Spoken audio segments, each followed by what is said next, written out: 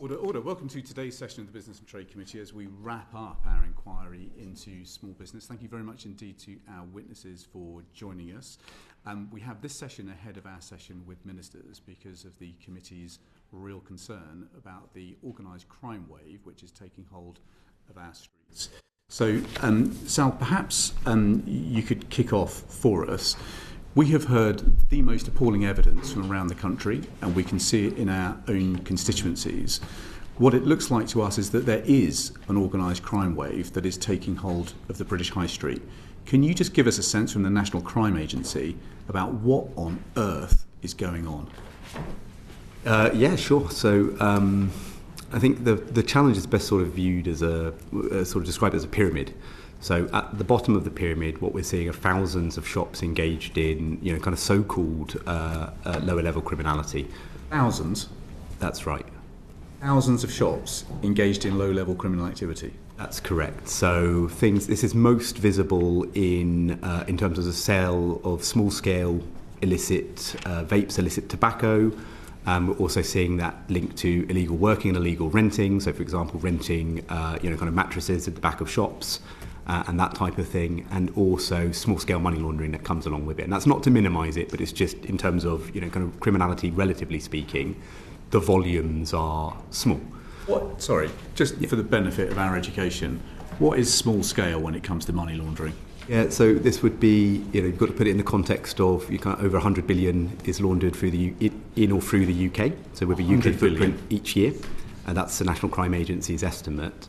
So a lot of these shops will be doing, kind of in the sort of low thousands of pounds in a month, for example, which might seem like a lot, to the average person. It's like an extraordinary amount. But in the context of, kind of money laundering accident, it's relatively small. The aggregated effect, however, of thousands of shops is what's quite pernicious and quite challenging, because if there were 100 shops trading in relatively low volumes, then that's something you can get your teeth stuck into. But because there are thousands up and down the country, the aggregated effect is huge. And then I guess the last thing to say in terms of the serious organised crime element of it, so at the top of the pyramid, we're seeing hundreds of shops rather than thousands of shops, where the level of criminality is you would describe as kind of organised. So that might be selling thousands of fraudulent goods. It may be involved in the distribution of drugs, and it may be involved in laundering millions of pounds. But that's a much smaller number. When we talk about it in terms of organised crime, what we're not seeing at the bottom of the pyramid is the shopkeeper, for example, feeling like or knowing that they are part of a broader organised crime ecosystem. But of course, if you are selling illicit vapes or illicit tobacco, they haven't necessarily been smuggled into the country by the person working into the shop, and it's part of a broader criminal supply chain to get those goods into the country. So I am enormously in debt to West Midlands Police, and in particular Sergeant Neil Marsh in my constituency, for taking me through the kind of realities they see in Birmingham East. What has been described to me is that you've now basically got general crime stores on the high street, which are basically running money laundering, selling contraband goods. They may be fronts for human trafficking, they may be fronts for prostitution, but actually they're part of networks that may be in competition with other networks, but there may be, in fact, just a small number of organised crime groups which are using these networks to launder money that then goes back to Iraq or Afghanistan or elsewhere. Is that a picture that you recognise? Yeah, so there's certainly some of that, and it is recognised. It's recognised as a smaller proportion of the overall challenge that we're facing, but it certainly does exist, and it certainly is something that we're seeing. And have you got a sense at the National Crime Agency about the total amount of money that is being laundered through what you've just told the committee is a network of thousands of stores? Yeah, so unfortunately that's work in progress at the moment. So if we think about the sort of Operation Mechanised life cycle, we began this from the National Crime Agency perspective in March this year, and then ran our largest intensification with over 2,700 shops either visited or raided a couple of months ago in October. So we are now going through a period of sort of taking all of that information, consolidating it, and trying to understand, kind of get our heads around what that tells us about scale. So we'll be producing some assessment and a view in terms of scale, in terms of numbers of shops and volumes of cash being put through it. I just unfortunately don't have that figure with me today. So what's your gut feel? If there's 100 billion that's being laundered in the UK, which is a large number, have you got a sense of what kind of fraction of the 100 billion is going through these networks? I think that probably the best thing to say is, at the moment, our assessment, like I said, there are thousands of these shops up and down the country. The model is polycriminal, as you suggest. So they're conducting a whole host of different types of crime using either networks of shops or individual shops. And because there are thousands of them, we can sort of safely assess that it will be a large figure. But I wouldn't want to give the committee a figure prematurely today. In the billions? It will certainly be counted in millions and a high proportion of millions, but I wouldn't. Like I said, I don't want to give a figure today. So as we sit here today, we know there's thousands of people involved, but we've got absolutely no idea how much money's going through them. We will, but like I said, But not today. But not today. Yeah. So we concluded the intensification recently, so we just need to kind of do that work to be able to come up with a figure that we know can stand up to scrutiny. And how long has this problem been evolving, do you think? Yeah, I mean, it's difficult to say because obviously when you look at a problem, you tend to find more of it. And obviously what we've done at the National Crime Agency and with our partners in policing and trading standards and immigration enforcement and so on, and HMRC, obviously we've put this problem, we've shone a spotlight on it over the last several months. So we are finding more because we're looking at it. So our sense is this is a problem that has been growing over the years, but once again we're becoming more and more aware of the scale of it as we do more activity, more work, more operational effect. So we're becoming more aware of the problem than we ever have been previously. Okay, and what is it getting worse? Is it getting better? Is it static? So we're seeing more, but like I said, it's difficult to say whether or not that's actually because it's getting worse or we're just exploring it. We are confident that the work through Operation Mechanise is having a positive effect in terms of deterrent and driving some of these people away from the high street. But it's too early to tell whether or not what type of impact we've had. Like I said, we only recently concluded the operation, or at least a phase of the operation, at the end of October. So we'll just need a bit of time to understand the impact. Wendy Martin, what do your colleagues tell you about the evolution of this problem and how big it is and the kind of different lines of criminal business that are running through these general crime stores? Yes, I don't have actual data because this is a mixture of 170 odd local authorities in England and Wales. Anecdotally, and from people that have fed back to us from their support for Op Mechanise and other things, the view is yes, it is growing. The anecdotes are it's a mix of lots more online shopping these days and over the last trajectory for products, a lot of products, plus the impact of cost of living means that what's happening is landlords, even the suggestion is legitimate landlords or even semi-legitimate landlords, if you can call it that way, need income themselves, so they may ask less questions. I don't actually know what a semi-legitimate landlord is. I think it's like being pregnant. You're either pregnant or you're not. Well, yeah, okay. So there's some people that don't care. I guess that it's the spectrum. There are people that have never cared about who they may rent shops to and what they're doing. There are other people who perhaps care less than they might have done. The whole high street market has changed. Yeah.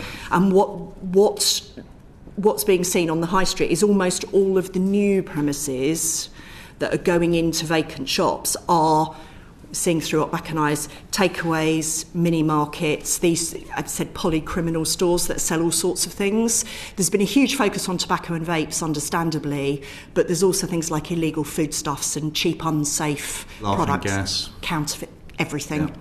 Yeah. And I know in a recent survey that was done by the Chartered Trading Standards Institute, this sort of worry around organised crime and the illicit high street, if you like, was the major concern for trading standards professionals. You've been working in this field for a long time. I mean, when did you first really get a sense that organised crime was taking a grip of the high street?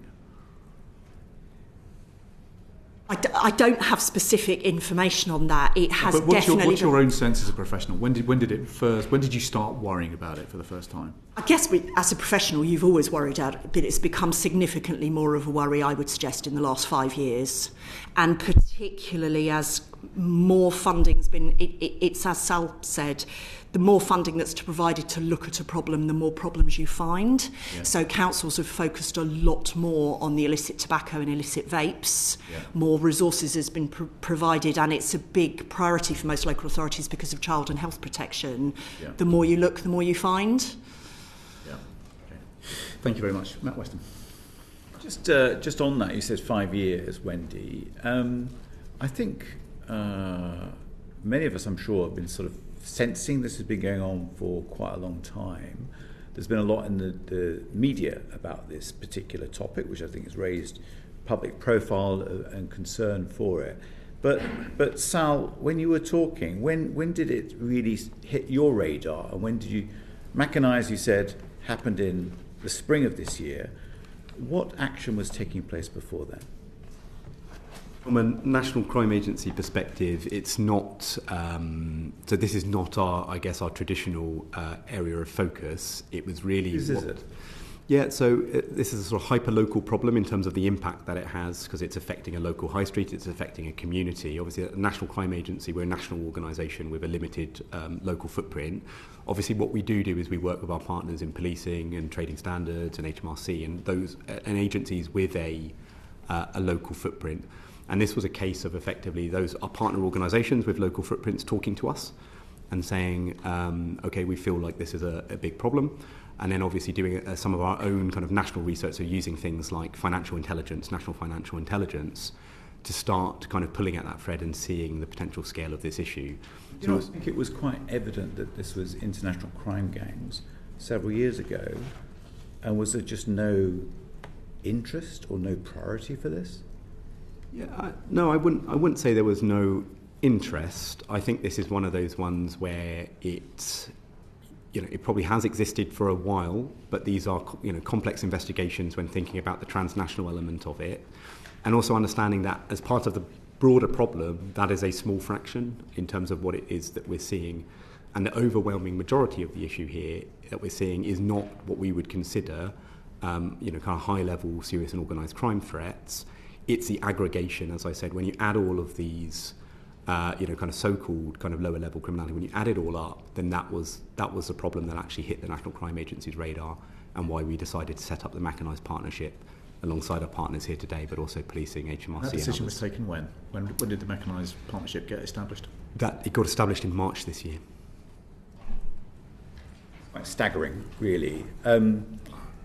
Wendy, I remember witnessing a young woman being coerced into a nail bar several years ago in one of my towns, which I was really worried by. You look at any high street, certainly the streets in my towns, and you'll see nail bars on nearly every corner. You'll see Turkish barbers on every street. Surely when we had cases such as those Vietnamese who sadly lost their lives in the back of a trailer, which I don't know how many years ago that was, we must have realised something was going on, Sal. Yeah, so in terms of modern slavery and human trafficking, so that's been a core priority threat for the National Crime Agency for the last 10 years, and obviously with our partners in policing. And certainly at that level of the threat, that has had an enduring kind of operational and investigative response. I think, I'd want to urge the committee away from, all shops, such as nail bars and things like that, have a criminal footprint. That's certainly not what we're seeing, and our assessment is that the overwhelming majority of shops on the high street remain not to be suspicious or criminal. However, there are so many shops on our high street, and it only takes a very small fraction of those to be linked to either suspicious activity or criminal behaviour for there to be thousands of shops that, need to be looked at from both an enforcement point of view and broader. So I certainly don't want to give the committee the impression that every kind of nail bar in the UK has got a criminal footprint attached to it. That's certainly not what we're seeing. And when we are seeing serious transnational threats, the National Crime Agency and our partners in policing are looking at those.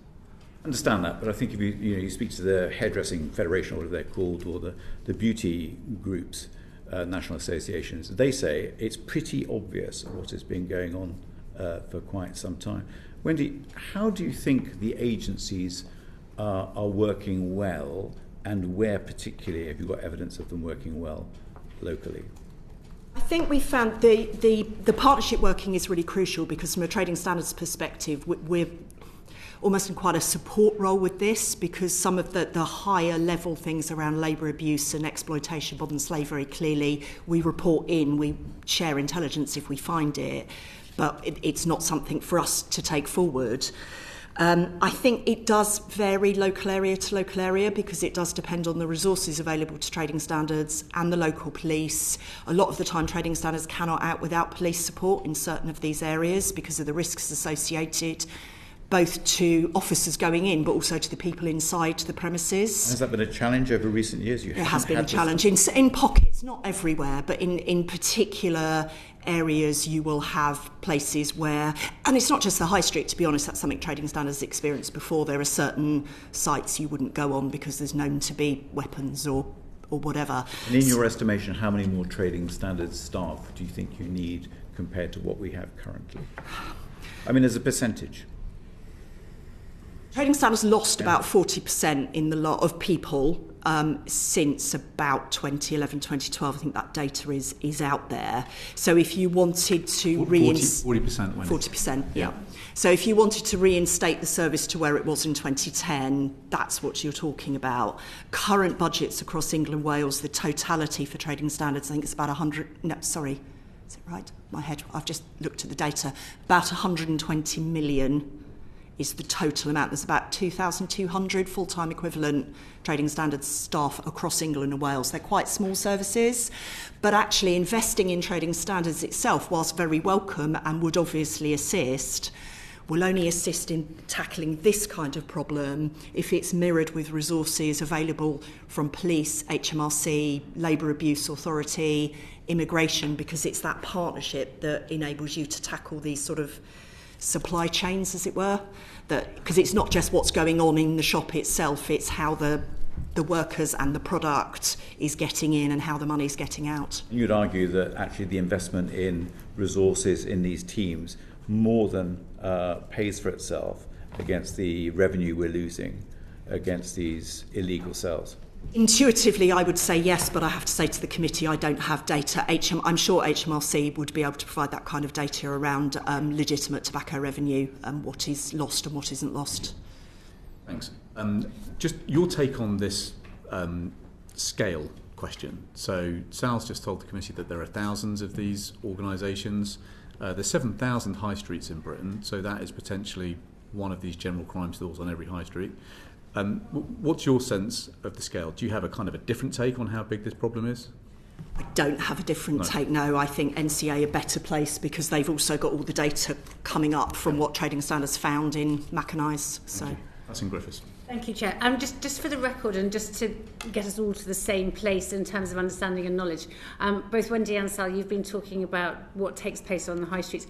Can you just give me a sense from someone who isn't familiar with this world, what is I suppose the business model as you see it on the high street, and then what's the underpinning criminality? Are there things that we should be looking out for?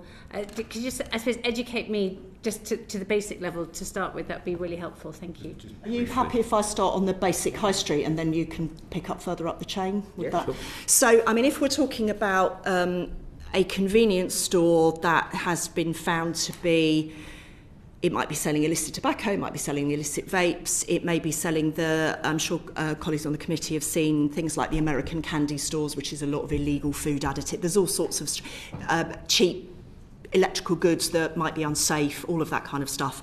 But the big focus has been tobacco and vapes.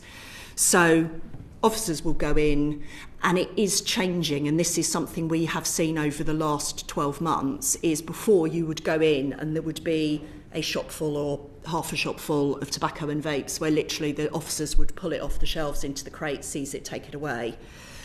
Then there were more and more and more sophisticated hides, so things that looked like dumbwaiters hidden in the back of walls and stuff going down in cellars, which is why we use sniffer dogs a lot. What colleagues are seeing now is smaller and smaller quantities on the shelves in the shop, because you risk losing less if you've only got a couple of bagfuls in your shop as opposed to a whole shop full. And then the information that's been suggested is the shopkeeper will then phone someone who will turn up on a moped or with something that's called a stash vehicle, which HMRC are very familiar with. There's van loads of these things, they're parked somewhere. And when a shop has been cleared, a new set of supply comes in. And that's tobacco and vapes in particular, maybe less so with other products. So that's what's being seen. So it can feel a little bit like you see as you go back, you see as you go back. It is important because it does disrupt and it takes money out, but it's then that supply chain. We're going to get into how you close these things for good rather than just for 15 minutes before they reopen again. But yeah.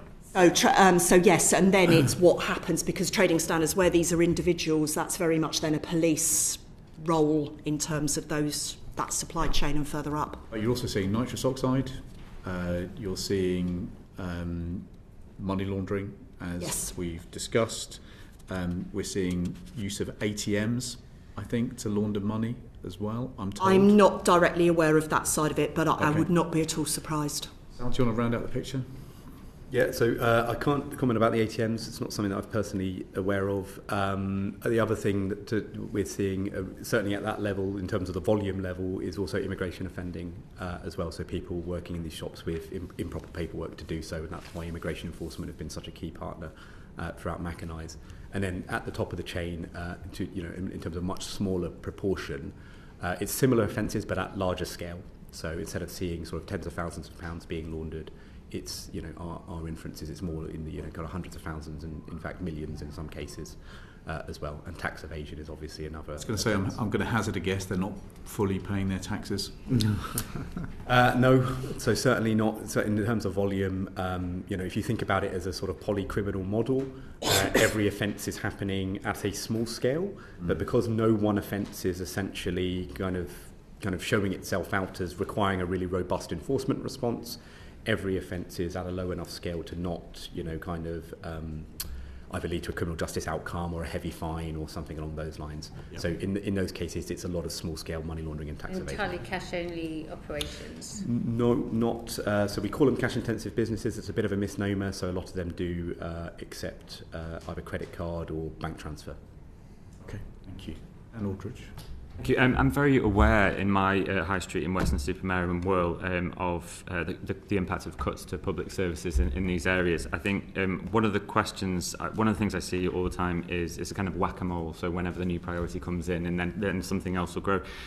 With these, we talk about these local kind of enforcement multi-agency initiatives. Are they fit for purpose? And especially Wendy, are you seeing any local authorities that are doing this well? Yes, I mean, there definitely is, and you are right with, like most public services, as you've said, the priorities will change over a period of time. I think at the moment there are very few local authorities, from what we see in our intelligence assessments, that don't have illicit tobacco and vapes pretty high up on their priority agenda. And it is pockets, so even in big rural areas, you have certain town centres that may be particularly affected by this in what you would otherwise think of, maybe you might think of this being an urban authority or a London problem or a city centre problem. And I think one of the concerns has been the police are very supportive when, especially in these intensification programmes like organised, but it tends to be the neighbourhood policing colleagues that do it because they're on the high street and they're very supportive and they're very helpful, but then they will also get moved on to other priorities, the same as local authorities.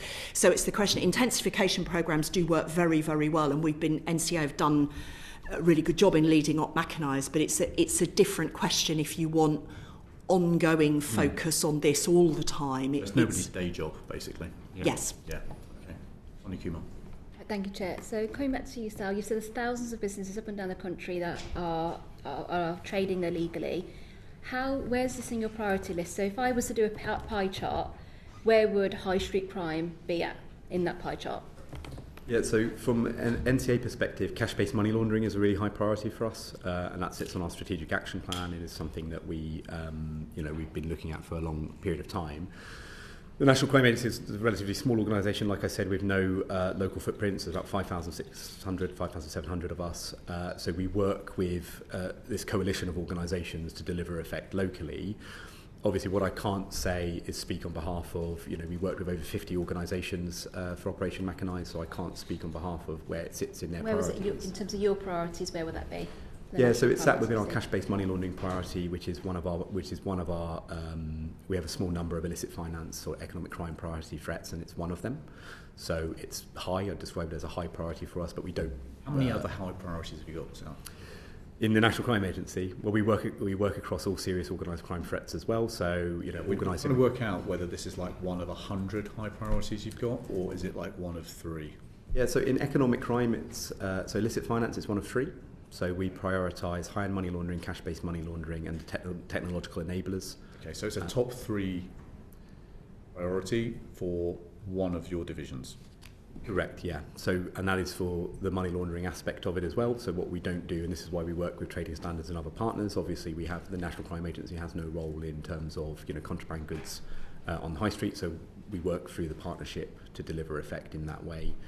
In terms of the other organisations, all I can say is from our perspective is all of the partners of Mechanised have been fully committed and really tenacious in their approach. And when we set it up, it wasn't, a case of we didn't have to convince anybody to join the partnership. So from our perspective, our partners have prioritised it, but I can't answer where it sits in the pantheon of their priorities.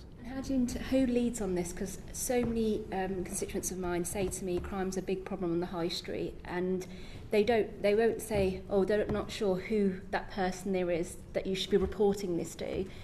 Who is that, the main body that should be reporting? And I know this is multi-agency, and I know there's multiple people that need to come into it, but who is the person overlooking this? And then from the second point on that, how do you go about enforcing it, and how do you go about with enforcing several times? Because having a raid once in a blue moon is not going to be as successful if there's regular intelligence there than someone looking after it and then going in again and again.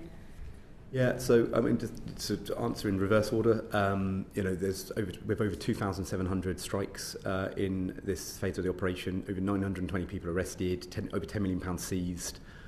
This will have an impact. So we obviously want to demonstrate to the public that these are not small figures, and a lot of people are now in either the criminal justice process or immigration enforcement process as a result, and we've taken a lot of criminal value off the streets.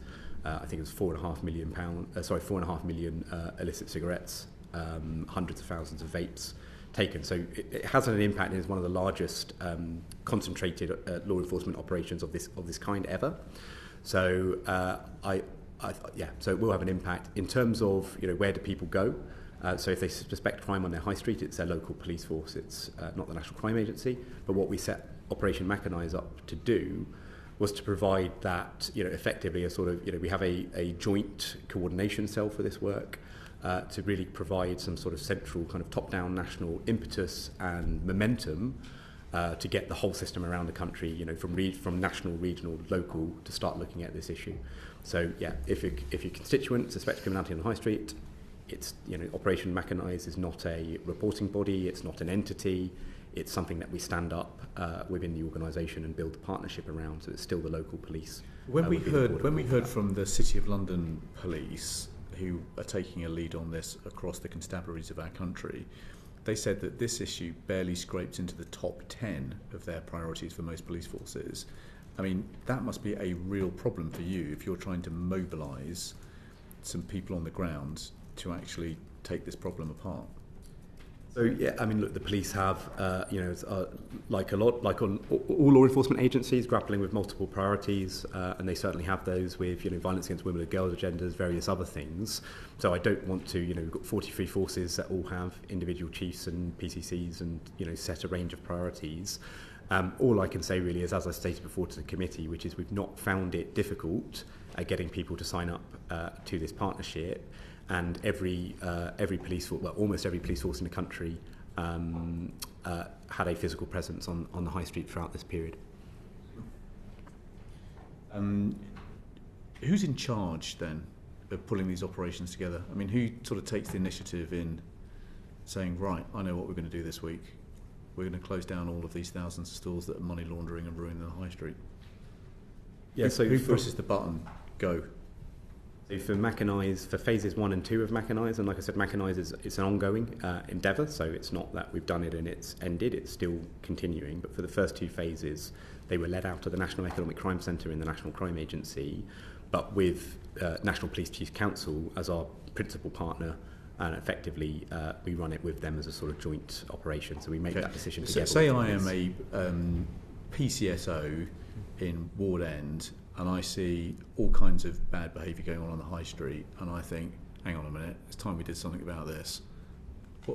What do I do as a new PCSO who wants to get a grip? Yeah, so my advice to that PCSO would be don't wait for the NCA to give you a tap on the shoulder, and actually this is, if you're in a community team, this is part of community policing. What we can do through Macanise is provide that enhanced coordination. So, for example, this time we ran a joint operational cell, so all of the agencies came together, they could share intelligence, they could deconflict. But hang on a sec, so if I go along to my daily operational meeting and talk to my sergeant about what a great idea I've had to close down illegal businesses on Washwood Heath Road, I mean, presumably I'm going to run into an immediate problem, which is the sergeant saying, well, actually, our 3 priorities for this week are A, B and C. Yeah, I can't speak on behalf of neighbourhood policing teams, but obviously I know they take the concerns of their neighbourhoods really seriously, and if it's something that the community are asking for, then they would find a way to look into it. But through the Macanise construct, we've, like I said, been able to provide some catalyst and some momentum with that national coordination, the sharing of intelligence, the connecting of agencies, because the alchemy with it has been, it's not a neighbourhood team working in isolation, it's also trading standards. Yeah, what you're describing is actually quite a big operation that involves at least 2 or 3 different agencies.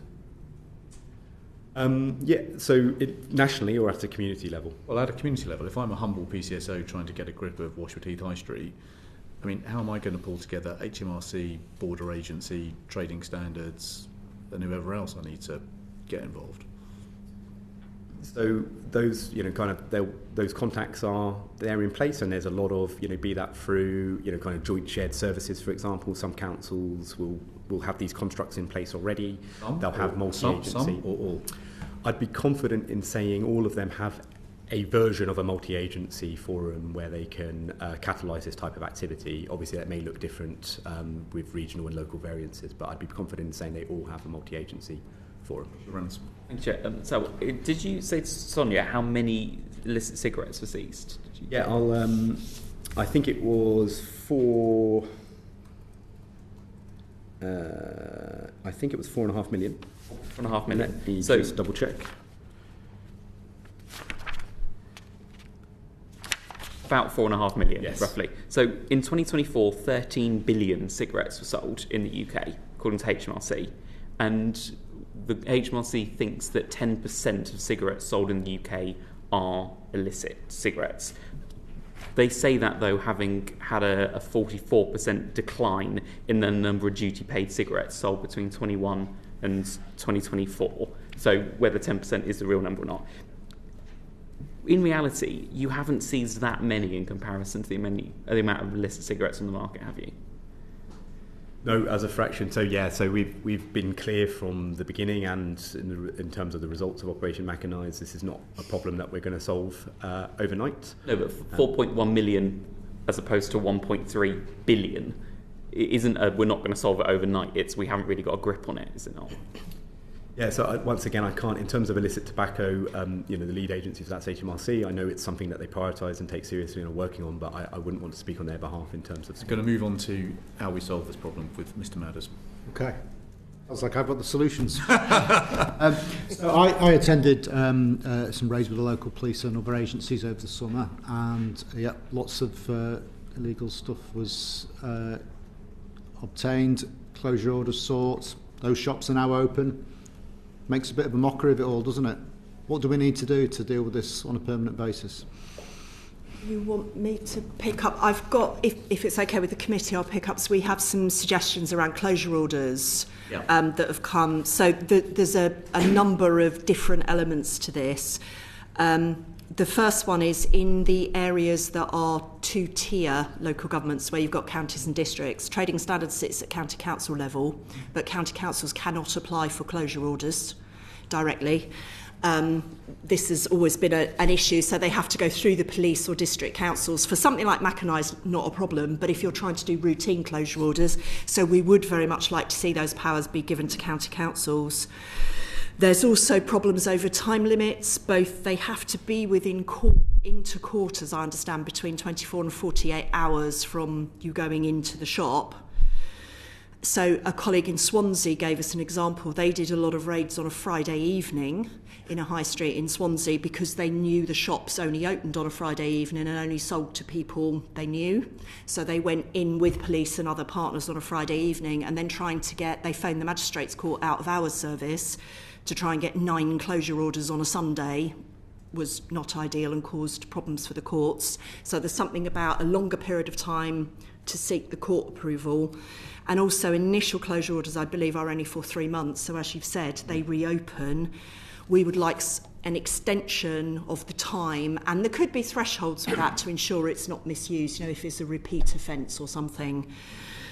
But the big question that came up and we're starting to see more of is when the officers go in, they are not at all confident in some shops that the person on site really is anything other than potentially an exploited person in their own right. They're saying they own the shop, there's no confidence they do. So one of the suggestions has been there ought to be provision to have a closure order that is indefinite until the owner of the business, so a company director, and I don't know if Martin would have any comments on that, or a business owner, Martin, don't worry. comes and proves to the court or the local authority, however it's set up, that they are the business owner and it has to stay shut. So they were our suggestions. Please proceed, Mr. By amazing coincidence, Wendy, whilst you were speaking, I've just had an email from our local authority about one of these shops where they opened up next door. Yes, and that's the... Yeah. And they've now got a closure order against next door. So the common denominator here, I would suggest, is actually the owner of the property. Yeah. Do we need to be tougher on the landlords? That was the other point. I think there's two approaches. One is the premises and one is the person, and whether you can take some sort of something like a criminal behaviour order or something similar to that against the individual, linked to this requirement of proof of that you really are the owner of the business. And yes, I think there is a question about landlords. I don't have the knowledge, I have to say, to show how one would do that, but I think you were suggesting earlier on that some landlords are not so concerned about who's renting as long as they get the money. I think that there's definitely something in us making them do a little bit more due diligence before they rent these properties out. Can I just go on to another element of enforcement, particularly you, Martin? Companies House have given evidence to this committee that they were going to increase the number of prosecutions. I think it was about 8 months ago. So how many more prosecutions in that time have been commenced? We've been growing our number of prosecutions, not to a high level, because what we've found is the behaviour on the register has predominantly been around address hijack and identity hijack. And in the majority of cases, that's from people outside the UK. So this is organised criminality from overseas, creating hundreds, if not thousands, of shell companies or mini umbrella companies. Prosecution and indeed financial penalties is not going to be the appropriate sanction there because they're outside the country. And what we've aimed to do and done quickly is to shut those companies down and take them off the register. And I'd probably offer that comment in a sense of this conversation because we were really pleased to support both mechanised operations. I mean, we've got different powers now to use our data, our back office data in particular. We're able to identify networks of companies that perhaps our partners can't see because we're able to track those on the register. So we've been feeding intelligence into the NCA. We've actually got an officer who's embedded in the NCA. So just before Mr. Mellors proceeds, I just want to absolutely clarify this. So we've got foreign nationals based overseas setting up shell companies in Britain, which are then running companies in properties where we can't find the landlord, and they're operating a general crime emporia where we struggle to shut them down, and even when we do, they just reopen again. Essentially. And I guess we're stunned for silence on this committee, but that is definitely a stunning conclusion. Sorry, do proceed, Mr. Mellors. There are a number of other actors in this, aren't there? There's the people who you actually catch red-handed, for want of a better description. You can obviously disqualify them with the director, you can fine them, you can imprison them. Do we know how many fines have been issued, how many people have been imprisoned for the whole range of potential offences you might come across as part of one of these investigations? Does anyone know? So I know in terms of, so from the second phase of the operation, 716 civil penalty referral notices, so fines up to £60,000 have been issued. Obviously, it will take time to understand how many of those get, either get paid, and how many of those arrests turn into charges and prosecutions. So it's just too early to say. Okay. I've done some questioning around illegal car washes. The Home Office don't seem to know how many of those fines have been paid, or indeed they can't tell us much about enforcement. Are you confident that if you actually do issue fines, you're going to find someone who's actually going to pay them? Well, no. You never are in terms of whether or not they have the financial means to pay them. Obviously, those that do pay them, from an intelligence point of view, are interesting because if the fines are £50,000-60,000 and somebody's paying those fines for example, for illegal working, then that could be a red flag and actually lead to further intelligence development and investigation. But simply there's no way of saying that when any fines or confiscation or anything like that goes through the British system, you need the means to be able to pay them to realise that value, and so you can't say with 100% certainty that you'll get that money. So do we need another tool for enforcement other than fines? Yeah, so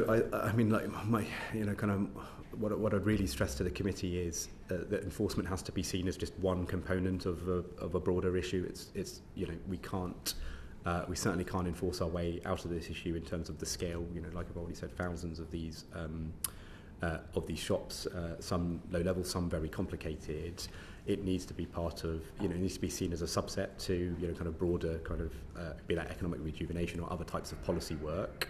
I think from an enforcement point of view, there are powers, so enhanced non-conviction based powers, for example, for law enforcement could be beneficial and could be used as a deterrent. So we've spoken about closure orders. They're quite difficult to obtain. The police don't have that many powers. They can go on the Licensing Act, various other powers to get a shop closed. Actually, if we made it easier for the police to close suspicious businesses and to shift the burden of proof onto the business owner, because if you're a legitimate business owner, it should be easy to prove that you're a legitimate business owner, then actually that would help. We spoke about competing priorities earlier, but shifting the burden of proof onto the business owner would help, stretch investigative resources, and also ensuring, and Mr. Byrne, going back to your example of the PCSO in your community, ensuring those individuals have access to things like financial investigators is really important, because they can deal with the thing that's in front of them, but actually the investigation in the background takes time and it's granular. Yep. Anything further? I mean, how effective is the threat of imprisonment as an enforcement tool?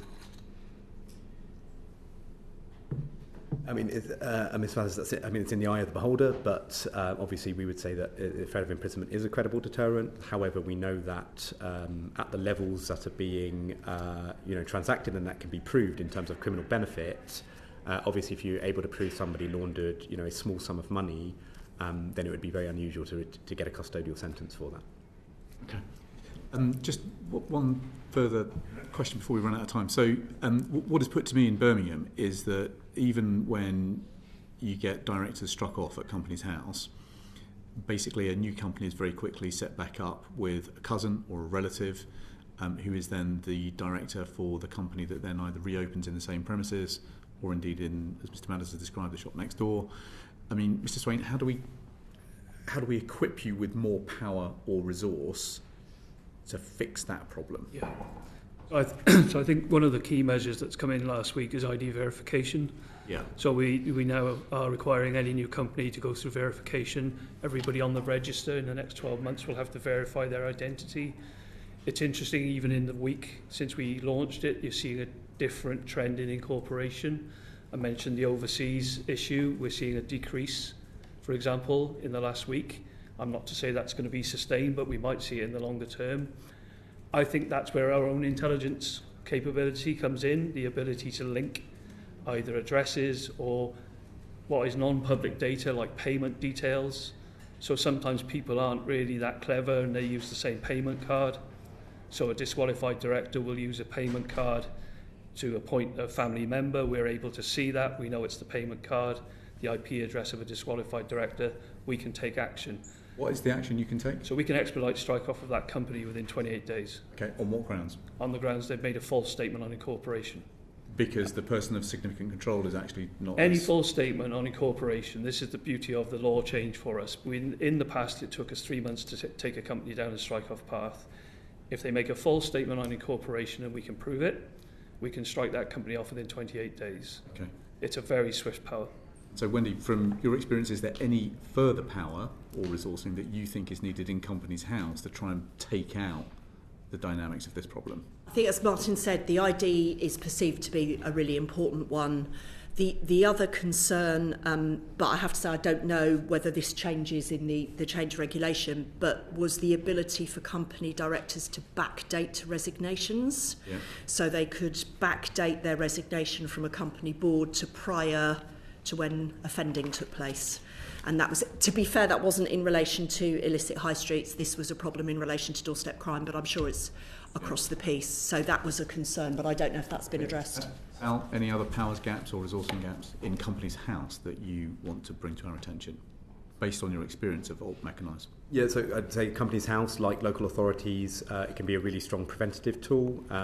No gaps, but obviously we've got a Companies House member embedded in the department, and by able to work through them, it's not just that we can get somebody struck off and sort of follow that trail. We can also then work with, for example, our partners in the banking sector to make sure we deny them access to legitimate financial system, and then that is a chain of disruption that's very effective. So I wouldn't ask for more powers, but I would just say thank you for their continued support. Okay, and so Mr. Swain, based on the new powers and resources and the new legislation that you've got now coming into place, can you foresee at this stage any gaps in powers or resources when it comes to solving this problem of shutting down illegal businesses on the high street? I suppose the only change in the law that I would look for is that if it's not on incorporation, so if you've got an existing company that we know we have evidence that they're engaged in some kind of criminality, that goes against the spirit of the new legislation. To be able to strike that company off, an existing company off, as quickly as we could a newly formed company, rather than taking 3 months. Because my worry is whenever we leave a company, they are still engaging in that criminality. I suppose the only point I would make to the committee in this regard is a lot of the businesses that we're dealing with aren't companies. So they're just sole trader, pop-up businesses. What we're interested is there a company behind it? And that's where we work with partners to gain the intelligence into us to say there's a street of shops, 4 of these are linked to a company, because we can then do that added linking. That company is actually linked, and this is what we did in Mechanized, to a number of other companies that are linked to other businesses. So we're able to feed that in. Right, that's been incredibly helpful. Thank you very much indeed. Thank you very much indeed for your evidence, and thank you very much indeed for what you are doing. We are incredibly grateful for your evidence and indeed for your work. That concludes this panel. Order, order.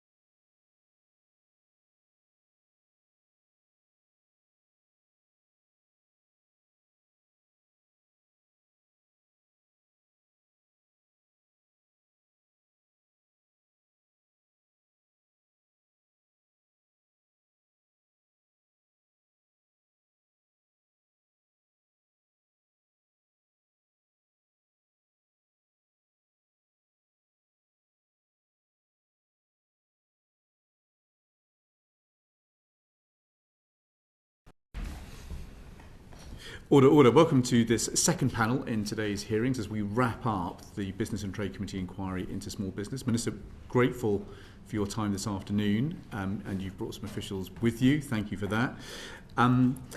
So, Minister, the evidence that we've received in this inquiry is pretty stark. We have government procurement spend, about 20% of the 341 billion that the state spends goes to small business. If the target was 33%, as it was back in 2010, that would be an extra £44 billion going into the cash flow of small business. We've got late payment to SMEs calculated at about £23 billion a year. We've got a tax compliance bill estimated by the FSB at £25 billion a year. We've got national insurance costs just for the hospitality sector alone that have just gone up by £3.5 billion a year. We've got energy costs which have doubled in the last 3 to 4 years. We have crime costs, which just cost the retail sector £2 billion a year. We have business rate reform that has been widely criticised for not being radical enough. We've got a VAT regime which allows undercutting of legitimate businesses on the high street. We have got organised crime taking hold of our high streets in a way that I don't think anybody has really kind of understood, with evidence that we've received today that it is nobody's day job to fix it, even though it is potentially thousands of businesses on the high street. We've got businesses telling us they can't get hold of the skills that they need, and we have a business growth service run by the department that is now a website. Tell us how anyone is still in business in this country, and what you are now going to do as a new minister to try and turn this parlour situation around.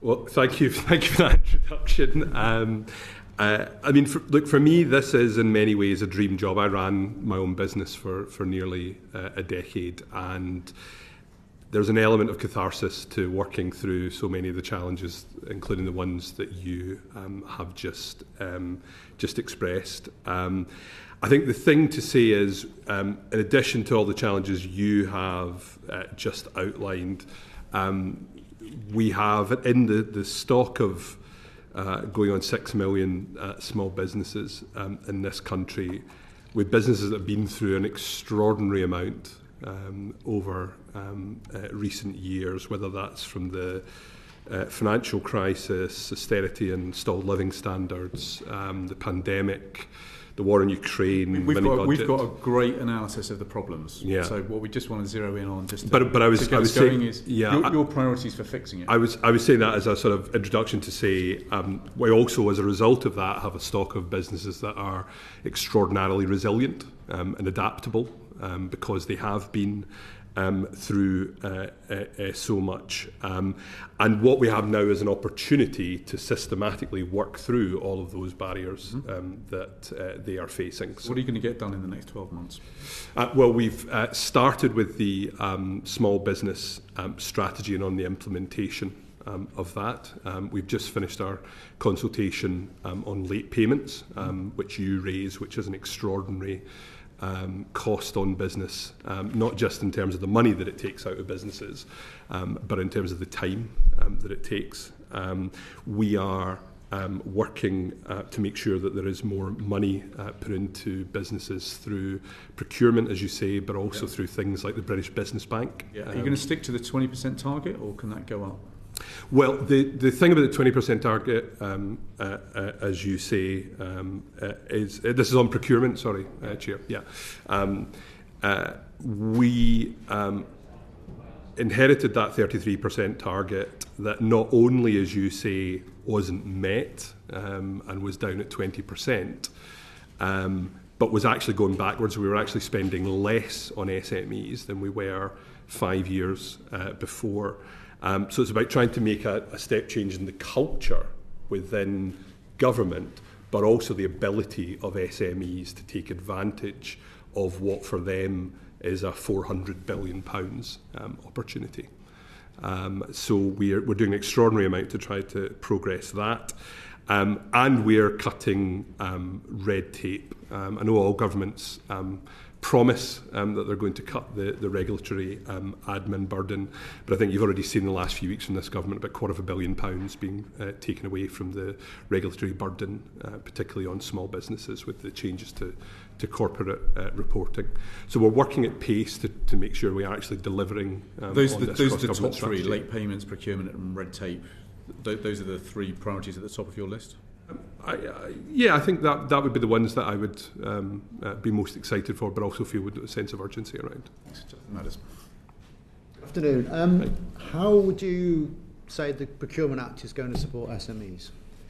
Well, I think the Procurement Act seeks to deal with that historic failure to open up procurement to SMEs. I think it does many important things, like removing some of those particularly egregious barriers, things like having to have insurance before you bid, pre-qualification questionnaire, the requirement for audited accounts. I think those things will make an extraordinary difference. I think combining with that the efforts government is making to make sure that government departments not only have targets for procurement, but that we report on them and we are held accountable for them as well. I think in addition to that, I think we have to make sure that when you're a large business, there is a feeling that procurement is something you do. You have a particular department which is responsible for it. There's a sense, as the Secretary of State said to you a few days ago, that actually it's the big winners in the procurement system are almost setting the terms of the debate. We need to ensure that through things like digitisation, more of the procurement process is sort of pre-populated for small companies, with the Cabinet Office working on better education for small companies to make sure that they know how to pursue the opportunities of procurement. So there's structural things going on, but we need to give advice and support to small businesses so that they feel that something which has been closed to them in the past feels like it's something more accessible to them. Okay, and can I just follow up on the departmental sort of targets and spend on small business procurement? How will you, as a department, hold other departments to account if they're not meeting those targets? Well, we have, as well as the 3-year target for spend by departments and non-departmental public bodies, they also have to, alongside that, set out the SME action plans for how they're going to make it easier for them as well. I view my job as a small business manager to be constantly being an advocate across government for this, so I will be talking to colleagues and working with colleagues on that. I know you as a committee will be breathing down the neck of government rightly on this as well. The other thing I'd say on procurement is, the job isn't done on that. We're also consulting at the moment, as you know, on going further than the Procurement Act in terms of responsibilities for the wider public sector as well. Okay, just to follow up on that, I'm sure you will be assiduous in sort of pursuing this on behalf of small businesses, but if you get a department that's, not really reaching the standards and comes up with lots of perfectly, on the face of it, legitimate reasons why they haven't quite met the expectations, what levers do you have at your disposal? What influence can you use to sort of address that? Well, I take the example of colleagues in defence at the moment. So a department which historically, largest buyer in government, but often with a relationship with very large customers rather than small business. There where there is a particular historic issue with that, you see us working with them on their small business procurement centre that they have. You see them doing things like reserving a certain amount of spend to focus towards SMEs within their procurement. So I think it's recognising where there are particular issues within the system. We have to investigate why that is. What is it about the world that those particular government departments are working in that makes it more challenging for SMEs? It sounds like teaching them the error of their ways rather than anything. No, I don't think so. And I think this is work that's led by the MOD themselves. I think there is a genuine desire to get better at this running all the way across government. The other thing I'd say, Chair, is, I mean, if you read the National Procurement Policy statement as well, running through that, like writing in a stick of rock all the way through it as small businesses, it's there, you know, at the very beginning, running all the way through. This is an absolute focus right across government at the moment. Yeah, I think defence is a really good example, because I imagine that's going to be one of the most challenging ones. I think really what I'm trying to get to is, you know, what is it that you can do? You know, what levers do you have? What power do you have to force them to deliver on the standards that we're setting?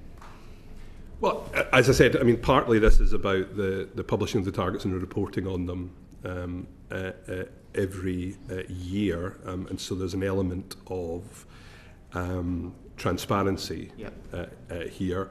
But again, as with the defence example, it's being collaborative and working with them on this, and trying to change the understanding of procurement and what value for money looks like in procurement, away from just the pound number that's in a column and into that wider benefit that you get, the wider social benefit that you get from procuring more and spending more with small and medium enterprises.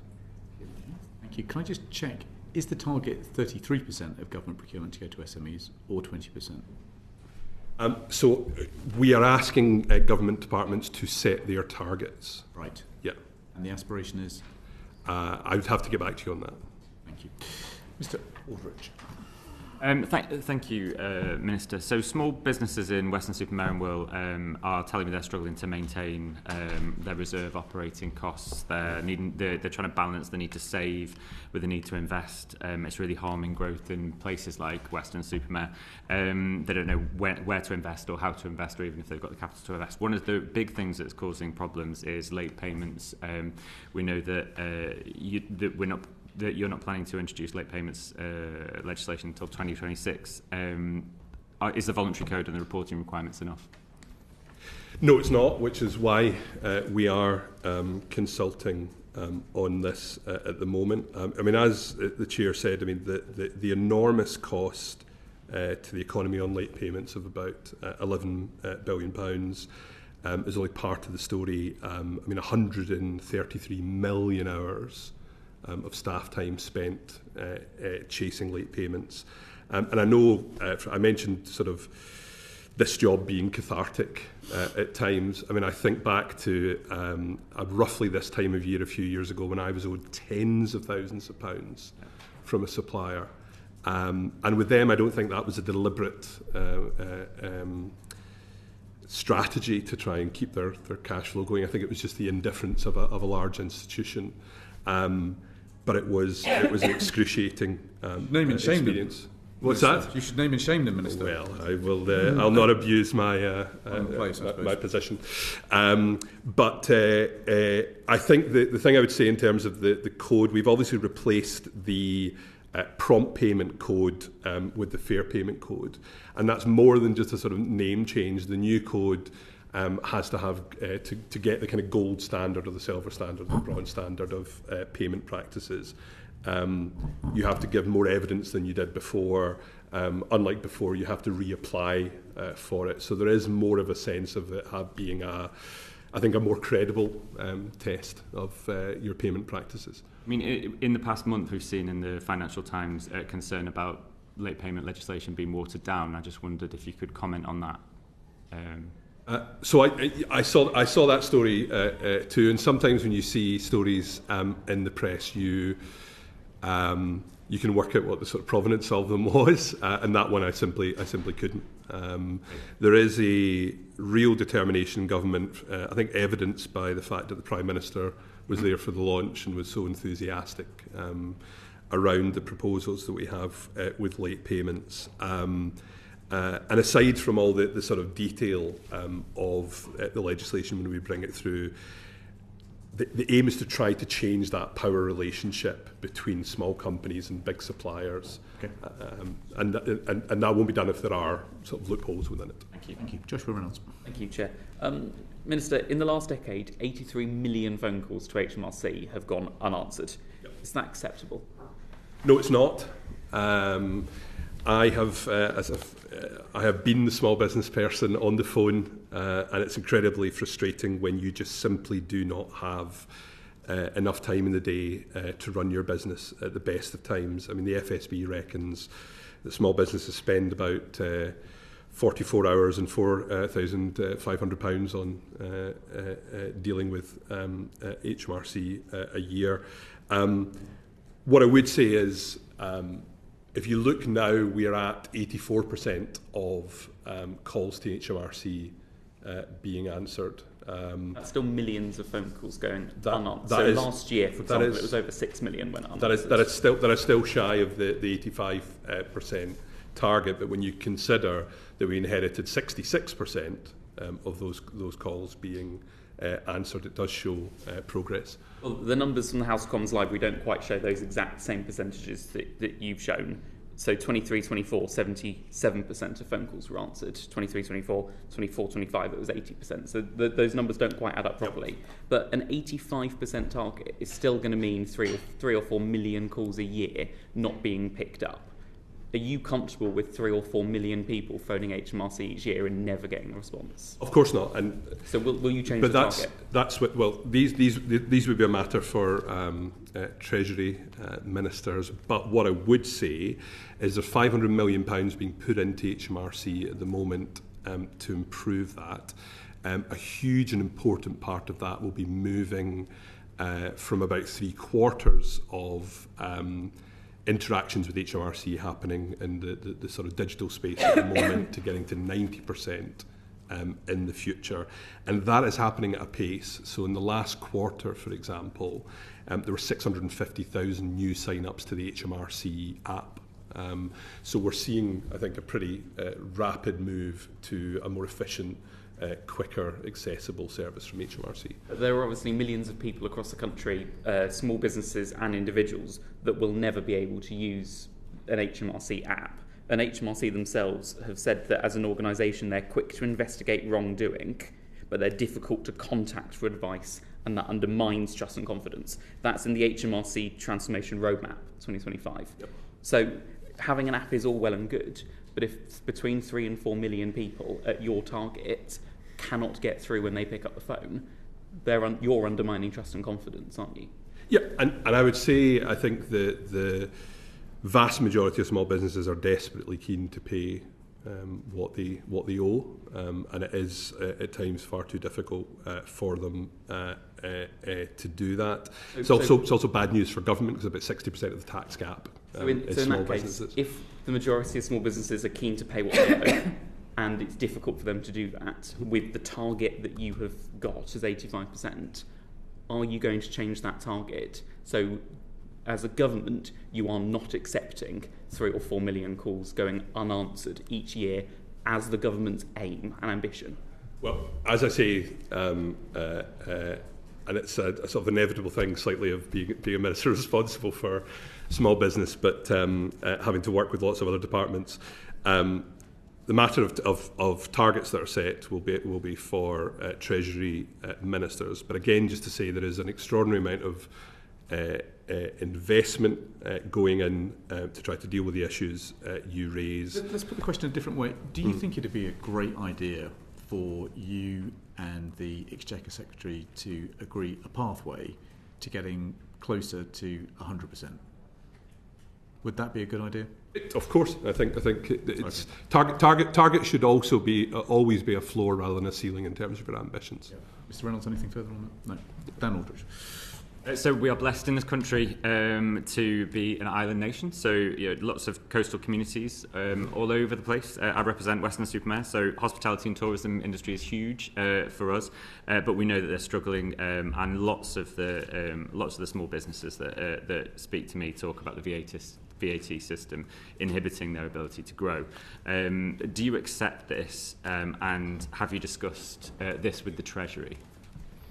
So I think the issue around VAT is one that's often discussed, and the idea that there are companies sort of foregoing growth before that £90,000 threshold. I'd say a couple of things on that. I think first of all, I mean the £90,000 threshold. And again, I'm slightly treading on Treasury Minister's toes here. The £90,000 threshold is among the highest, if not the highest, in the OECD. Treasury analysis suggests that bunching effect, where people are just below the threshold, they reckon that at most accounts for about 0.5% of all the companies who are not registered for VAT. And the final thing I'd say on it is there is a variety of views on this from small businesses.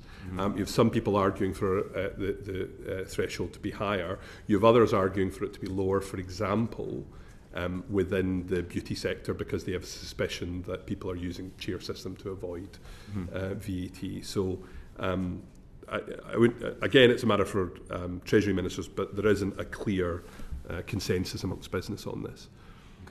The other problem that is put to us is that if you're operating a business with what is in effect disguised self-employment, that is radically undercutting a business that is employing everybody. Yes. Because the disguised self-employment business is well under the VAT threshold and therefore has such a great competitive advantage that it is putting the good guys out of business. So how are you going to fix that? Well, it would be a matter for Treasury to do, but as I said, what's your advice to Treasury about how to fix that? So I think anything that Treasury does on VAT has the potential to be extraordinarily costly.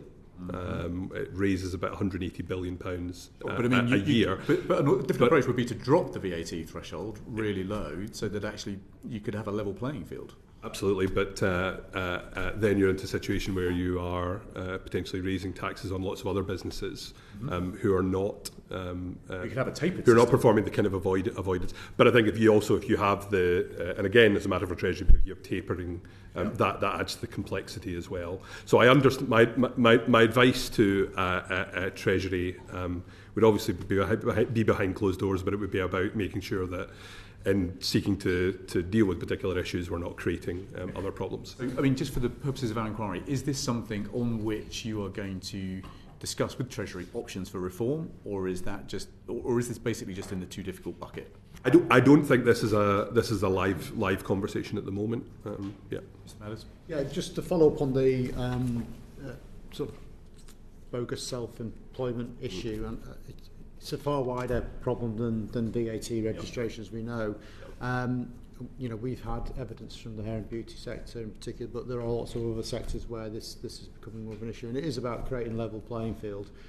What is your assessment of the scale of the problem? I think it is. I think it's a significant problem. I've heard from beauticians in my own area where they feel they're a good employer, give their staff in their salon all the benefits and security of income that you would expect, but feel that they are being undermined by people who are not doing that. So I think it's a significant issue. There's obviously a wider conversation going on in government about employment status, which would be for Minister Dearden. But yeah. I think we probably have the same conversations, because certainly hair and beauty salons in my constituency talk about this as unfair competition, but they also say this is actually affecting our ability to recruit the stylists of the future, because we're just not going to be able to hire people on apprenticeships like we used to. Is there anything that the department can do in respect of that? It's certainly something we can take away and look into.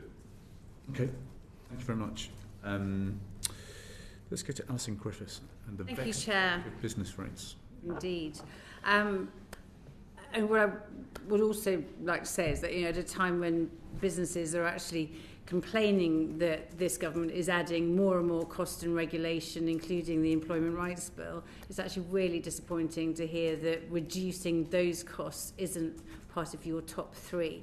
But when we add on to that the plans for business rates reform, which have so disappointed small businesses, community groups and larger firms, do you not think it's time for a rethink?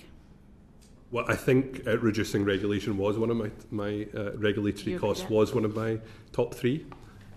It was, but you're about to bring in the Employment Rights Bill, so how does that square with reducing regulation? Well, we are going to be doing that in a way which, through consultation, we try and do it in a way which minimises that regulatory cost, while, and we spoke about at the beginning the challenges that small businesses face. One of the challenges small businesses face is that customers don't have enough money in their pockets as well. And I don't think we can separate out people's security of income from the money that ends up, the money that's in people's pockets from the money that ends up in the tills of businesses. But on... do you need to have a job to have security of income? But I hear my chair, and I know the question he really wants me to focus in on here is about business rates and whether it is time for a rethink by this government on your approach to business rates and reform. I feel slightly like when I'm talking to my children on the day before Christmas and tell them they'll have to wait. Obviously, the budget will come tomorrow, and there will be announcements on business rates within that, especially with regards to the permanently lower rate on what will they say? Retail and hospitality. We'll have to find out. You're the only person who doesn't know. What's that, sorry? You didn't read the FT this morning. But I think, the Treasury have said as well as setting those rates, they'll also be talking about the wider reforms that were within their consultation paper as well. So things like, looking at slab and slice or improving small business rates relief. So there is slab and slice could, for the benefit of everyone watching this, what do you mean by that? So slab and slice, where instead of having a sort of marginal banded rate, that it's just in one block. These are issues which the Treasury have said they are going to continue to work on. So I wouldn't take the fact that business rate reform is being done in stages as being a sort of end of the story. Okay. Thank you. Wait and see. Joshua Reynolds. Thank you, Chair. Minister, economic output from British hospitality in 2023 was about £62.6 billion, just shy of 3% of UK economic output. But hospitality employs 7% of all UK jobs. Food and beverage inflation is still high. There are 22.7% fewer independent restaurants today than there were pre-pandemic. Mm-hmm. In the budget, hospitality had to contend with the NI increase and the cut in retail hospitality and leisure relief. And on the floor of the House, literally in the last 45 minutes, the minister's just announced that mayors will be able to raise new tourist taxes. That's been announced in the last 45 minutes. Can you understand why hospitality thinks the government hate them? This time tomorrow we will all either be in the chamber or having just left the chamber, where we will be talking about permanently lower business rates for retail and hospitality. But that's if they've been able to survive the last year, where their rate relief went from 75% down to 40%. But Hospitality UK have said that the measures in last year's budget added £3.4 billion to the cost of the hospitality sector, and 53% of all jobs that have been lost since the budget have been lost in hospitality. A cafe owner sat where you're sat now not long ago, saying they had to sell an additional 400 croissants a year to stay in the same place. Just stay in the same place, and that was never going to happen. And they cannot pass these costs on to consumers anymore. So how are you going to fix the damage that's been done to hospitality in last year's budget? Well, it's not just about those lower business rates for retail and hospitality, the cutting of regulatory administrative costs is significant for those businesses like what? As well. Well, Secretary of State, I saw the committee the other day gave the example of the £250 million we cut in the last few weeks from the costs of directors' reports for hundreds of thousands of small businesses. The example he gave was of coffee shops having to do directors' reports. So, it isn't just about business rates relief. It's also about access to finance. It's about skills. Access to finance, it might be one thing, but when you're selling a pint of beer and the pub is only making a few pence off a £6 or £7 pint in London, great, I don't have to do a report anymore, a director's report. I'm not making any money. Great, I might have access to finance. I don't want access to finance. I'm not growing, because why would a hospitality business grow at the moment when we're seeing in 2025 hospitality is growing by half of what it did in 2024? Because it's not only about those measures, it's also about putting more money into consumers' pockets as well. I have a frustration at times that those two debates take place slightly separately from each other. The only conversation about what we're doing on insecure work and increasing people's wages and standard of living, and the business conversation is spoken about in terms of the cost of it, not in terms of the opportunity, not in terms of the fact that part of the reason hospitality and high streets in recent years have been in such crisis is because people have insecure work, people have low pay, they don't have money in their pockets and aren't able to go out and spend in their communities, in their cafes, in their cinemas, in their restaurants. We are not going to turn that around off the back of lower pay and insecure work. Hospitality is also in crisis, you'll agree, because we're paying the most expensive energy bills in Europe, and businesses are having to front that cost because the cost of employing people has been put up massively in the last budget, and people don't want to go out spending their money, and that is hitting hospitality immensely. So do you understand, though, why hospitality don't have confidence in the government? Can you understand it? Can you look at these pub owners and understand why they're angry? We understand absolutely that things are incredibly tough for lots of small businesses, but again, hospitality workers deserve security of income as well. We cannot separate out issues of standard of living, of people's security of income from the wider health of the economy. Part of the reason hospitality, high streets, retail have had such a difficult few years is because incomes have been stagnant. We've got to break that logjam. Okay. Let's move on to a different category of costs. It's in Griffiths. Thank you, Chair. I have to admit, I felt like I was living in a parallel universe listening to that answer, because, as you will realise, that if you haven't got a job, because the costs that you're piling onto hospitality businesses are causing 53% of the job losses that we've seen so far this year, then there won't be more money in consumers' pockets. I think all of us around this room want to see a successful growth economy, but we are mystified at the approach. And on costs, energy costs are a really important part of what we're hearing from every single business, and including high streets and hospitalities. The schemes announced so far on energy costs are going to do very little to help smaller firms. So is there anything that we can expect in terms of programmes being targeted at bringing down the costs for these companies?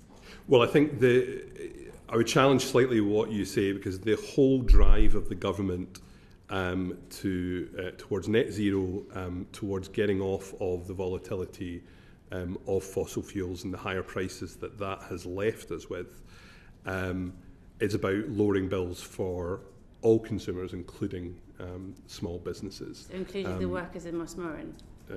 Well, the workers in Mossmoran were working very hard to help. I mean, you've heard from Paul Greenwood, the UK chair of ExxonMobil, that it is energy costs that are driving the destruction of these businesses. So we're talking about high street businesses, we're talking about hospitality, but we're also talking about businesses right at the top of the tree. And if ExxonMobil can't keep a plant going with energy costs at this height, and these energy costs are, as you've already identified, are a political choice.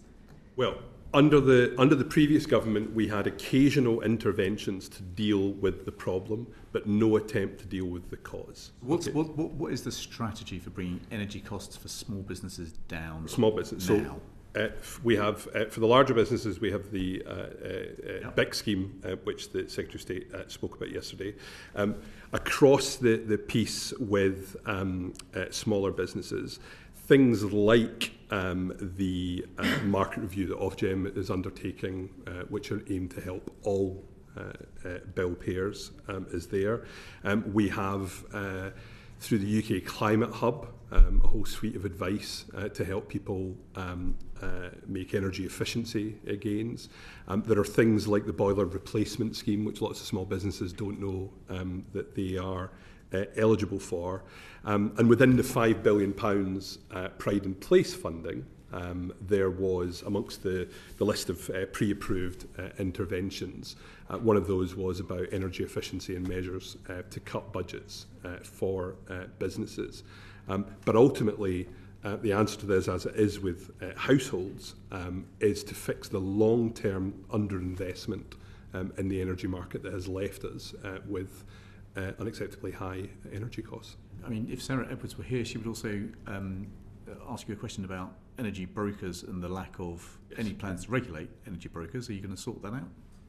So again, that would be a matter for my colleagues in DESNES, but I know that is something they intend to regulate.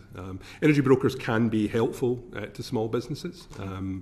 They're another part of that sort of professional service landscape that helps you do things which otherwise you wouldn't have the time to do yourself. Most are not in our experience. And in our evidence. But many cases where it is leading to an absolute rip-off of businesses when they're already struggling with energy prices. But DESNES intend to do something about that. Anything further on that, Mr. Griffiths? Anything further? Yeah, I mean, I was just going to ask as well what the government is planning to do in the meantime to protect businesses from mis-selling and aggressive sales tactics from these brokers. Well, as I say, DESNES have I think said that they intend to act quite quickly to regulate to regulate those. Well, we have a whole suite of advice for small businesses. It's about helping them make the right sort of choices to lower their energy choices. I mean, for example, in the West Midlands at the moment, we're also piloting our energy advice service, which combines grants for energy efficiency and things which would reduce energy prices along with that advice. So we are taking action as well as doing that bigger structural change and regulatory change. Just to clarify for the record, the Pride in Place funding that you just referenced, that applies in one single ward in my constituency. So that's not going to apply to the vast majority of businesses in my constituency. I mean, it's £5 billion across hundreds of communities across the country, so it is sizable, notwithstanding that.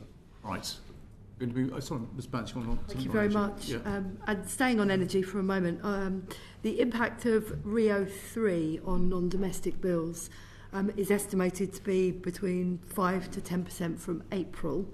And so what representations have you made to Ofgem and DESNES ahead of their decision early next month about how this is going to work? So again, this would be a matter for colleagues in DESNES. It's the occupational hazard of being small business minister that I do keep referring to other people. That's okay, we just want to know what your demands are of them, really. Yeah. Well, we'll be having ongoing discussions on that, but I'll be happy to keep the committee updated on that. I'm working on the assumption that you don't believe a 5 to 10% increase in non-domestic energy bills from April will be a good idea for our small businesses. Again, I'm going to be very careful not to stand on my DESNES colleagues' toes, but as with DESNES, as with Treasury, as with all bits of government, we are constantly making the case for small businesses. Okay. Justin Madders. Yeah, so we've obviously had quite a lot of evidence from Association of Convenience Stores, British Retail Consortium about the costs that they're facing, particularly in terms of crime prevention and protecting their staff. Is there anything that the department are planning to do to help assist with that?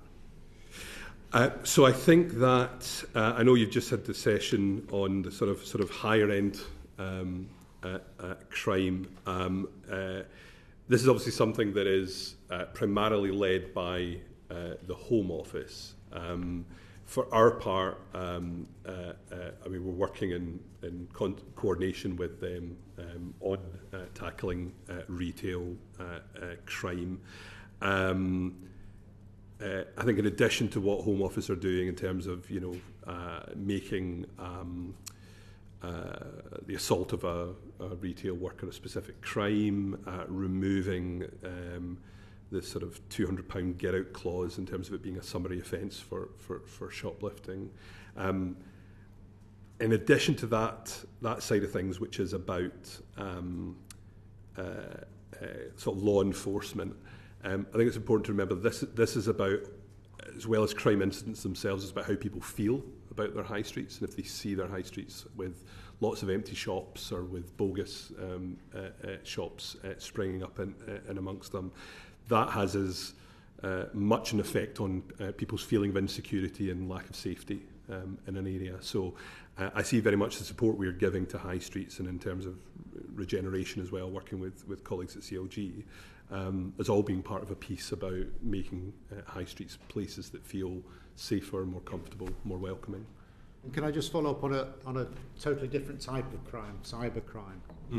Because obviously we published this economic security report yesterday, which I think highlights the real threats that this means, and obviously the JLR incident is very fresh in people's minds. One of the things that became quite apparent during the response to that was that the smaller businesses, the tier 2 and 3 suppliers, weren't really on the radar of anyone for support. So I think, given that we know that cyber threats are a continuing issue, if another large business is attacked in this way, what have you learned from the JLR experience that means that you will be able to ensure that those smaller businesses, which may well have, a large bulk of their work with the main company, are going to be supported through that time? Well, obviously, Minister McDougall, my colleague, has been working to make sure that the support goes all the way through the supply chain. On the point on cyber security, I met with the Digital Adoption Task Force this morning to talk about this. If you're Jaguar Land Rover or you are Marks and Spencers, a cyber attack can be extraordinarily costly, but if you're a smaller supplier, it can be existential.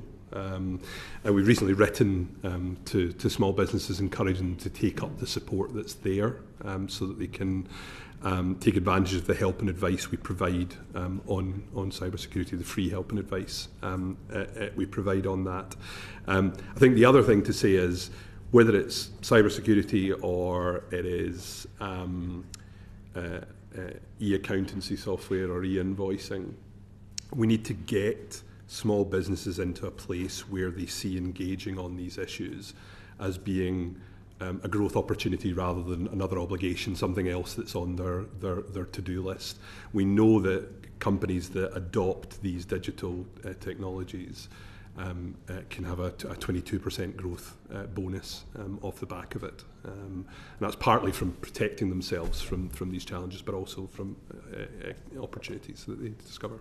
I think there's some interesting recommendations in the committee's report on this subject, but I just want to take you back to and I think absolutely businesses do need to sort of prepare for direct attacks, but I think it's one of the things that we picked up pretty clearly from the JLR experience was actually the support didn't get through to those further down the supply chain, and as you quite rightly pointed out, they're less able to absorb that kind of risk. So what is it that you can do in terms of departmental support to make sure that in future there's greater mapping and awareness and support for those smaller businesses that might be affected by a big attack on a large organisation.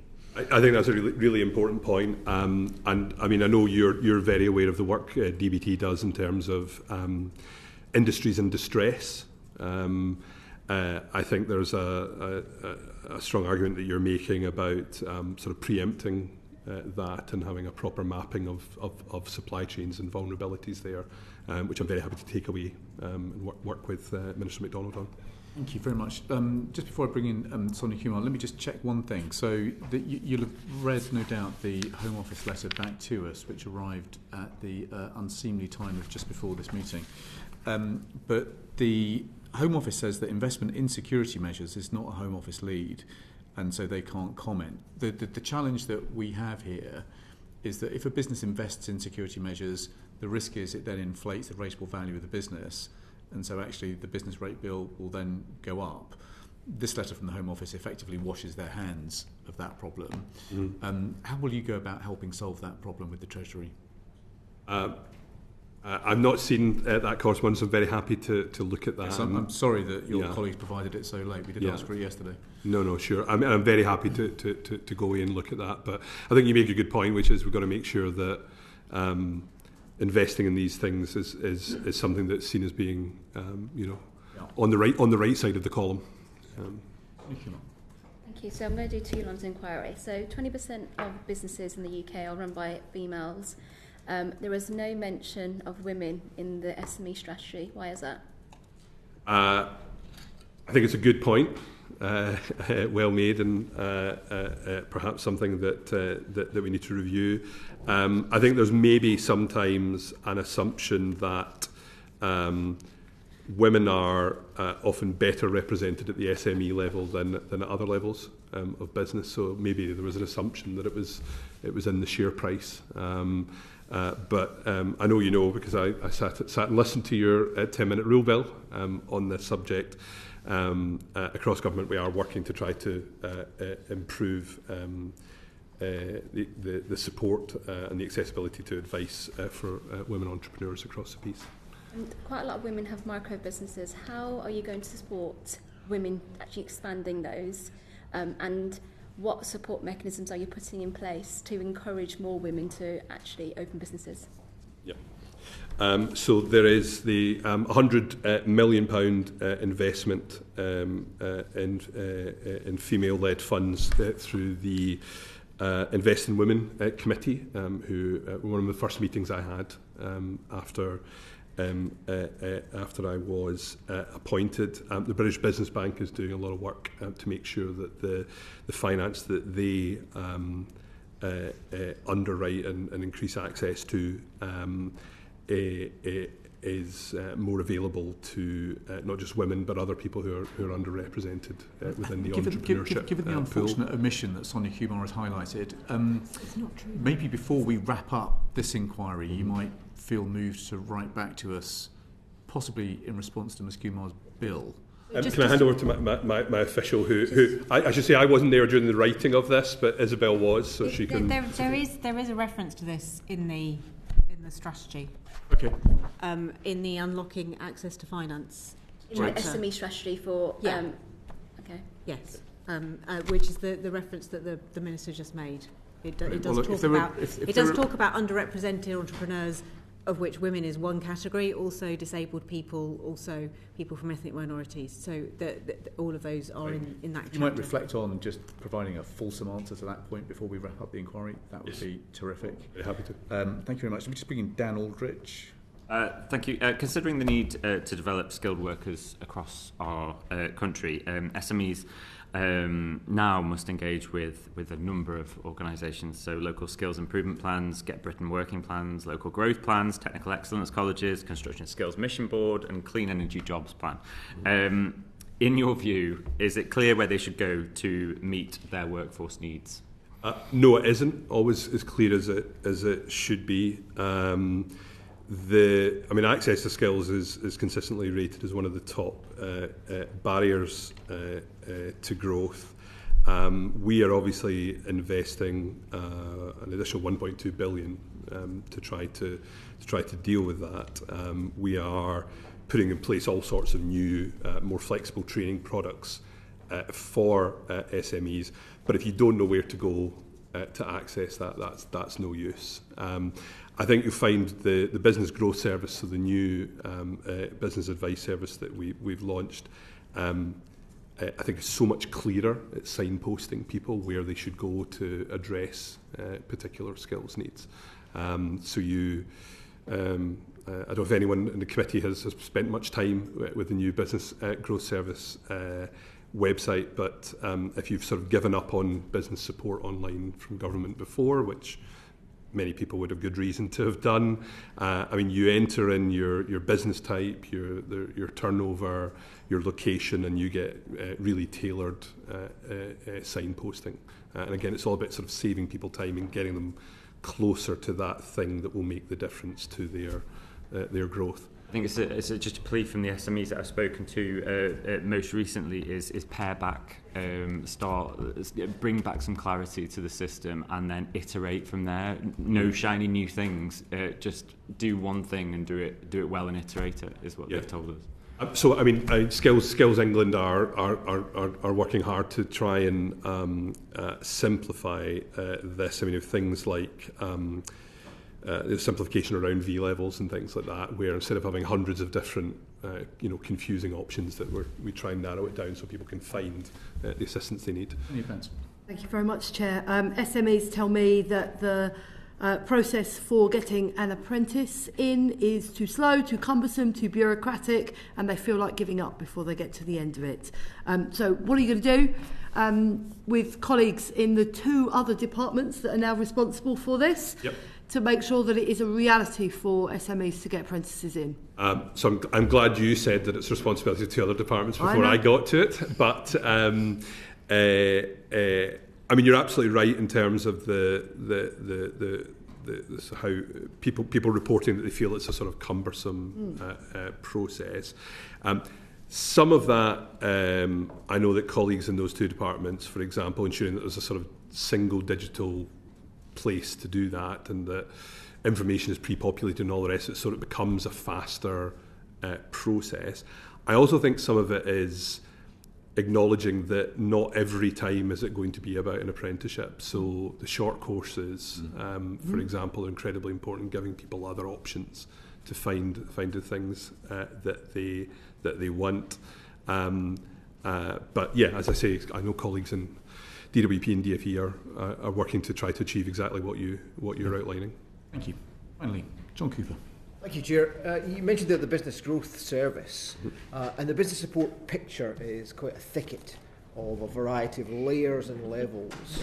It's very difficult to navigate. You'd think that new website is very good, it's a one-stop shop, but we picked up on the road shows that not all people know about it.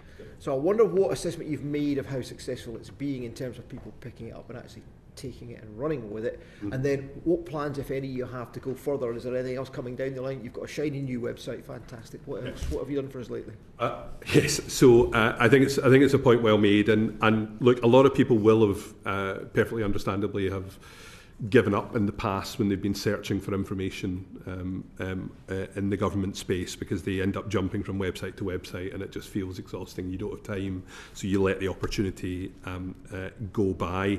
On Thursday last week I was in Newcastle at the first of our roadshows about the business growth service. We were working with local business networks and we're trying through word of mouth to get beyond that reluctance. We also have coming up soon a major marketing campaign on that to encourage people to take advantage of the advice that's there. I should also say I think the business growth service is an extraordinary leap forward in business advice, but it's far from the end of the story as far as we're concerned. We are looking for what else we can put under that umbrella. Give us a clue what you might be thinking about. Is there any hints at this stage? So we are we're looking at how to improve the digital offer within it. We are looking at how we can incorporate AI tools into it so that people can find and get more tailored advice more quickly within it. I don't know if Ros or Isabel particularly want to add in terms of future plans for development of the business growth service. Yeah, there are a number of services that are currently under the purview of other departments that we think we can better connect to. So exports, thinking about other skills. I mean, we know there's more we can do to improve and hone and better join-ups for exactly the reasons that you've described. So you're looking at some cross-government working then, you're going to move across these silos that we always hear about, yeah? Absolutely. Okay. I think you can see that running through it already, where you get signposted on skills, on exports, on tax advice, on all sorts of different things within that.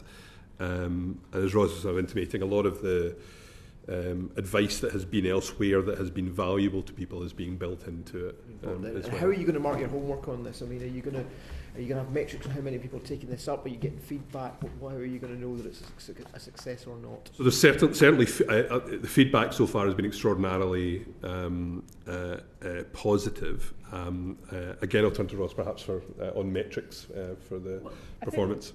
I think one of the ways it's been launched is to build in a process by which it's continually improved. So there's going to be more business voices to be included, so that there's a panel of people who use it, who can give feedback. So like a commercial company who is building a service, it's got that same approach of iterating.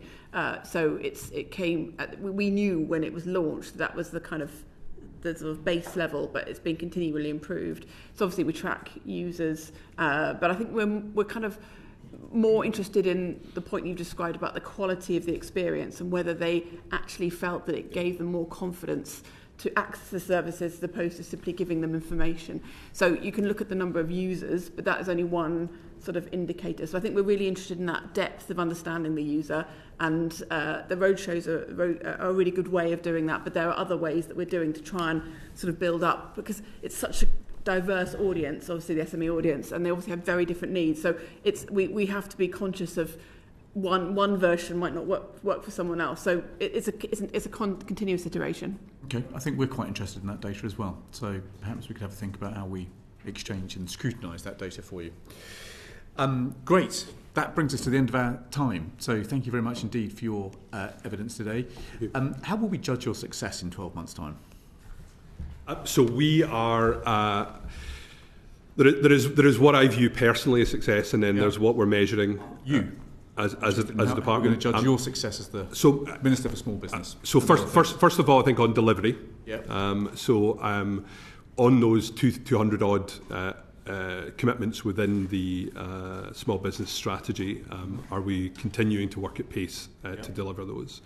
I think we're looking at outcomes as well in terms of the impact on small businesses around the country, but also for me it's about confidence. I think there is often with small businesses that I speak to a sense of them waiting for the right moment that may never come, and getting that message across to them that through trade deals the market is there, through procurement the market is there, the support is there in terms of financing, the support is there in terms of exporting, the increased business support and advice is there, and more people having the confidence to take advantage of all of these things, I think is the measure of success for me. Great. Well, look, that's on the record now, so we look forward to holding you to 6 months' account time, you can for the delivery of those three big deliverables that you've set out for the committee.